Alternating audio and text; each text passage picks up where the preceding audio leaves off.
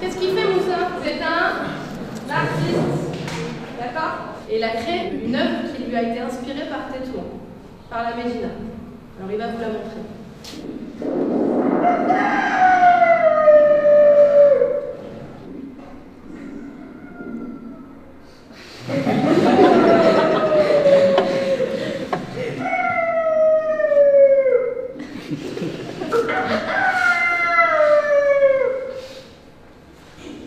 Raconte-nous pourquoi tu fais cette tête. Dis-nous. C'est la première fois que je vois ce comme ça. C'est étrange, hein? Oui. Tu n'as pas l'habitude. Et alors justement, ce qui est important avec l'art, c'est que ça nous montre des choses qu'on n'a pas l'habitude de voir.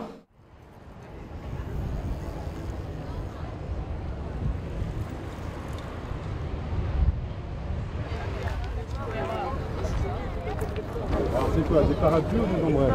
Des parapluies. Ils ont Par été construits ombrelle. par Yorgos Zogolopoulos. Est-ce que vous trouvez qu'elle dénonce quelque chose, qu'il y a un message fort de l'artiste?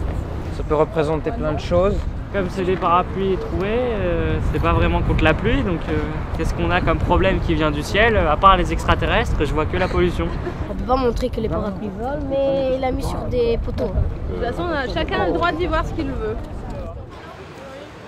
Nous, ce qu'on va faire ensemble, c'est qu'on va travailler sur un tapis volant, mais un tapis volant qui soit le vôtre, qui reflète qui vous êtes, votre ville, comment vous y vivez, l'idée que vous en avez et votre identité.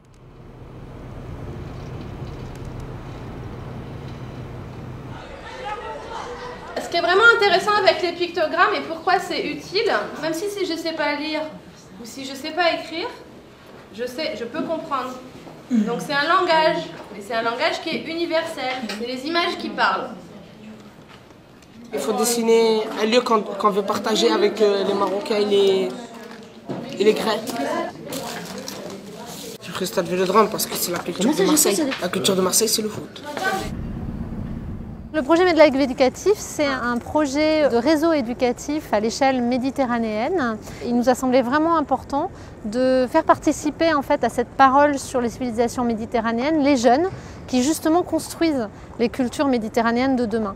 Pour l'année scolaire 2013-2014, on est parti d'une exposition du MUSEM qui s'appelle donc Des artistes dans la cité. On s'est dit que c'était un sujet justement contemporain et que les élèves autour de la Méditerranée n'avaient pas forcément, aussi bien à Marseille d'ailleurs qu'ailleurs, n'avaient pas forcément l'occasion de rencontrer très souvent des artistes et de comprendre leur démarche et aussi de comprendre quel rôle ils pouvaient avoir dans la cité.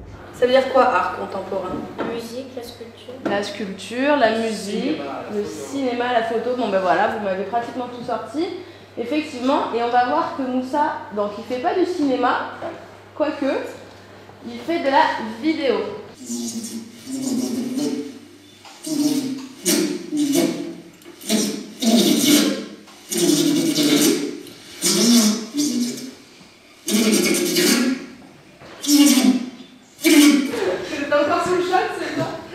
Non, elle est comment cette mouche, sérieusement? Elle est bizarre. Qu'est-ce que vous avez retenu du travail que je vous ai présenté hier? Que la raison du plus fort n'est pas toujours la meilleure. D'après vos vidéos, je crois. C'est comment je réinterprète cette phrase pour la mettre à ma sauce, mais juste avec le champ des arts plastiques. Pour moi, voilà, la caméra, là il y a un plan, et le cadre de la caméra et ce que tu décides de montrer ou de ne pas montrer va être important. Et en fait, je joue avec le cadre, et le cadre rajoute du sens. Et il faut vraiment le voir comme ça, c'est-à-dire que ça peut être aussi une arme pour s'exprimer, défendre des causes. Juste le champ des arts plastiques, on n'a pas besoin de parler tout le temps. Moi, en vérité, quand je parle, c'est par la vidéo, quoi. Ce projet, c'est vous, les Tétouanais, les Marseillais et les Grecs. Voilà. Et donc tous ensemble, pour l'instant vous ne vous connaissez pas encore, mais tous ensemble, vous allez faire un tapis volant avec Moussa. Pendant qu'il était là la dernière fois, il a créé cette œuvre-là justement.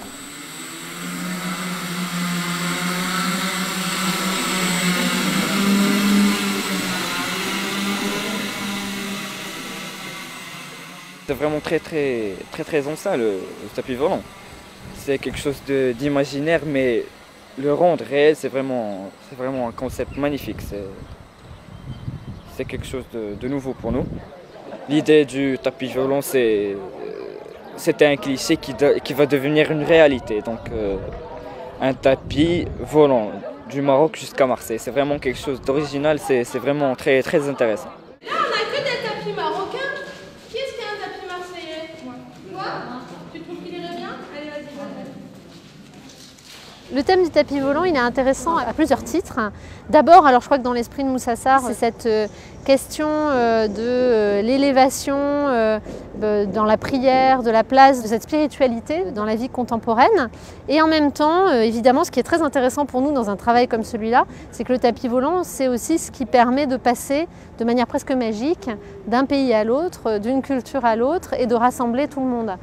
Et ça porte évidemment le fantasme d'un Orient qu'on souhaite à la fois, qu'on souhaite mieux connaître en réalité par des musées comme le Mucem. À Tétouan, on a travaillé avec une classe de seconde scientifique du lycée Hassan II. C'était une grande première pour eux de rencontrer un artiste, de travailler avec lui. Je crois que ça leur a vraiment ouvert un horizon. Beaucoup d'élèves qui justement en général sont très timides, ont du mal à s'exprimer en classe, là se sont révélés. Ça leur a permis de se rendre compte qu'au sein même d'une école et d'un environnement scolaire, il y avait possibilité de s'exprimer autrement, par les gestes, par la couleur, par la façon de voir, de regarder. Et que le regard en fait est très important.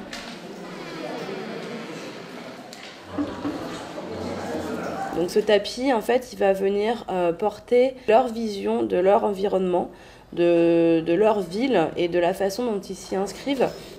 Ça leur a permis de faire les guides et de se sentir aussi un petit peu investis d'une mission et d'une responsabilité. Ils sont devenus les ambassadeurs de leur lycée et aussi de leur ville, voire même de leur pays en tout cas pour ce projet. Je m'appelle Nadam Naadouhab, j'ai 15 ans. J'étudie au lycée Hassan II. Maintenant, on va se diriger vers le jardin des amoureux. Cet endroit, les amoureux viennent souvent. Ils passent du temps parce que c'est très joli, il y a des fleurs, il y a des arbres. C'est un jardin populaire. Il se trouve beaucoup des élèves de notre école qui étudient ici leur exercice. Là-bas, il y a les amoureux. Et vous y allez aussi? Non, parce que je ne suis pas amoureuse.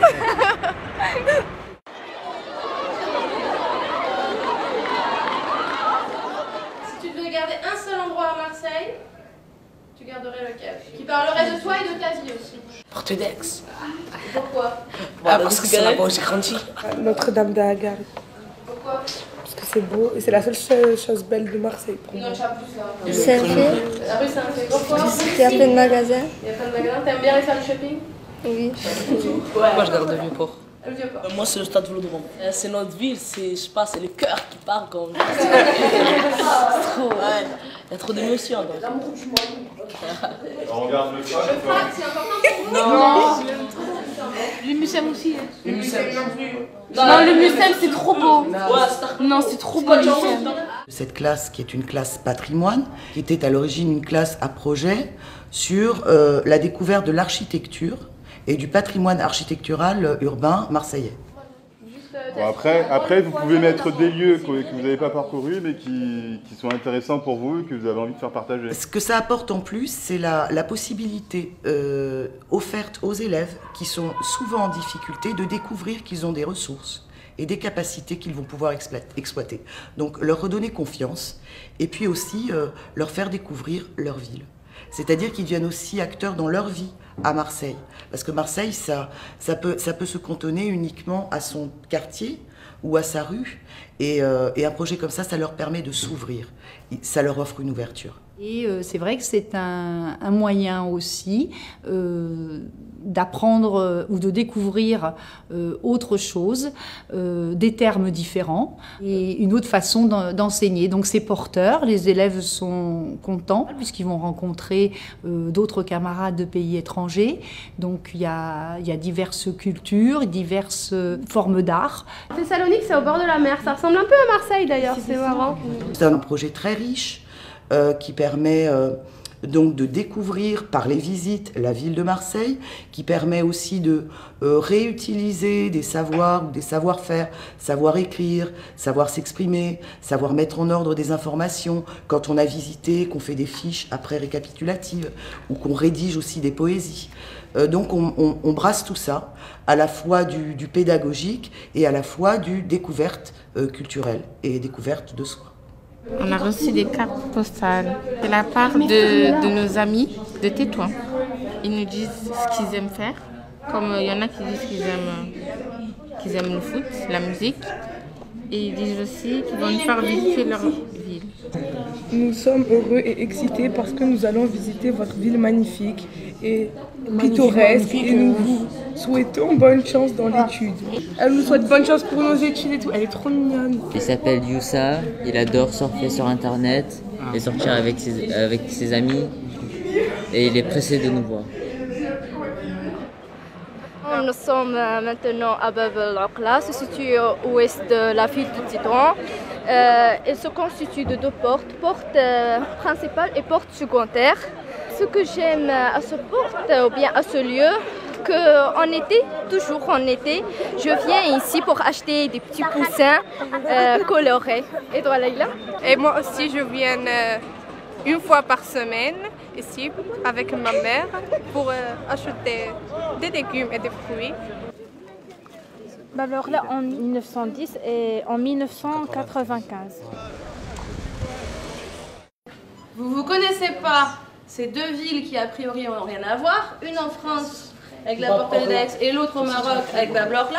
Si on regarde les dessins, on dirait les mêmes. Il y a déjà un truc qui se passe entre vous. C'est drôle, non?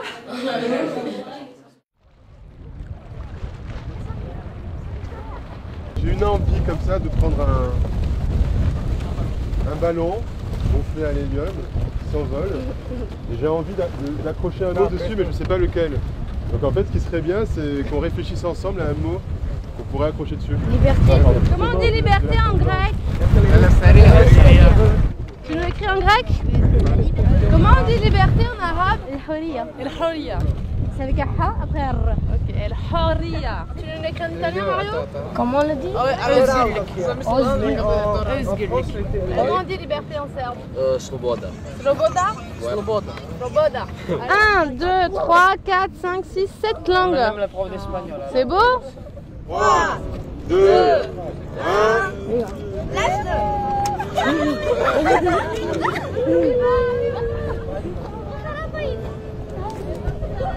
Il va voyager loin dans l'espace, rencontrer les extraterrestres, leur montrer que nous sommes présents avec eux. Où est-ce qu'il va aller à ton avis le ballon? Peut-être à Marseille. Ou peut-être au Maroc. Des artistes de différentes façons, de la vidéo, par la sculpture, par la peinture. Bon, souvent ils essayent de passer un message précis d'une certaine manière et puis voilà, ils veulent faire comprendre quelque chose par ce qu'ils font. Ils veulent pas le faire juste comme ça pour que ça fasse beau ou montrer qu'ils dessinent bien ou autre chose. Non, souvent ils veulent vraiment passer un message aux gens. Voilà. Ouais. Comme Moussa avec ses vidéos. Leur métier est très difficile et tu dois avoir beaucoup d'inspiration pour être capable de faire de l'art. C'était quelque chose de nouveau, bien sûr, pour nous.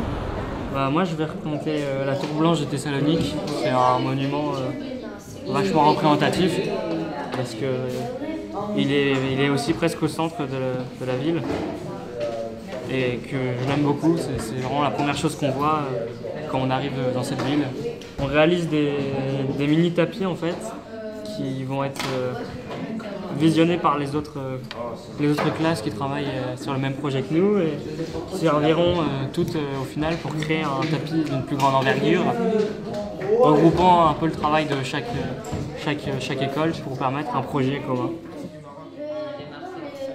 Comme enseignante, c'est un projet qui est très très important parce qu'il permet d'avoir une approche beaucoup plus sensible de la ville dans laquelle ces élèves vivent ou dans laquelle ces élèves sont de passage. C'est également une ouverture sur une multitude de cultures Et j'ai souhaité pouvoir intégrer ou apprendre à ces élèves cette richesse. Thessalonique, c'était en fait un carrefour entre beaucoup de cultures et de mondes.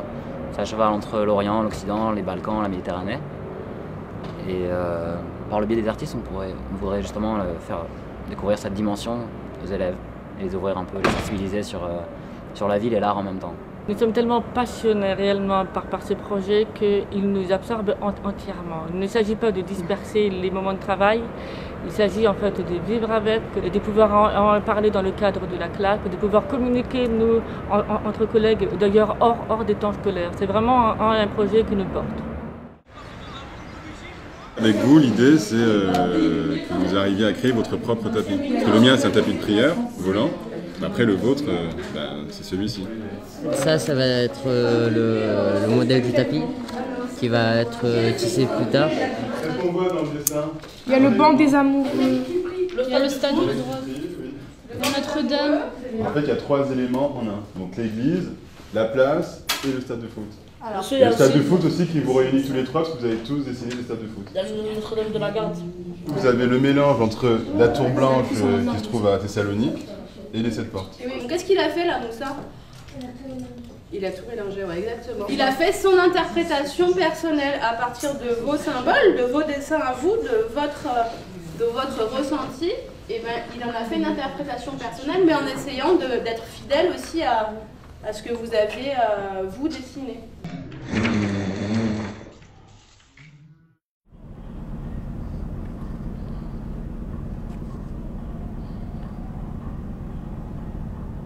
Quel jour heureux de vous voir arriver. Vous êtes bienvenus, vous qui êtes étrangers. On va vous présenter.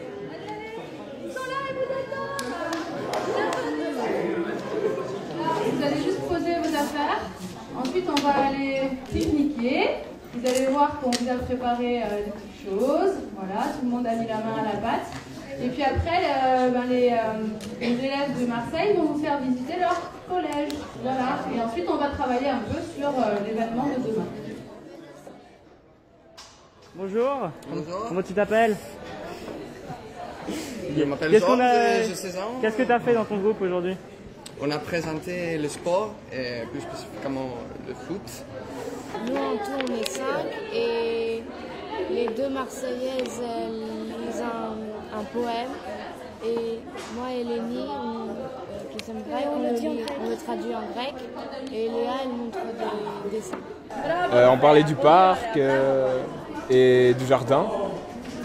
Donc on était moi, un autre français et 2 marocaines. Ouais, on s'attend là. Bientôt, on va commencer à jouer un match tous ensemble, j'espère. Et ça va être trop bien, on s'attend maintenant à ça.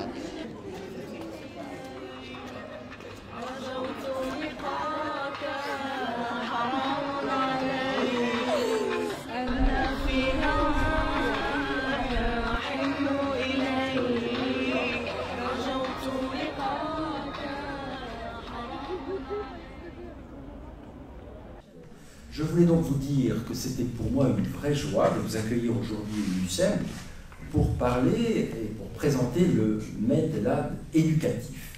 C'est un projet qui est d'abord une rencontre entre les jeunes de la Méditerranée et c'est pour nous un vrai plaisir de réunir des élèves de Tétouan, de Thessalonique et de Marseille dans cette même salle. C'est une réunion d'adolescents venus de tous les horizons de la Méditerranée et qui illustre l'une des raisons même d'être du MUSEM, à savoir être un lieu de rencontre, un lieu qui progressivement tisse un réseau au niveau international, que ce soit avec les organismes culturels, que ce soit avec des lycées, des collèges, des établissements de tous les pays.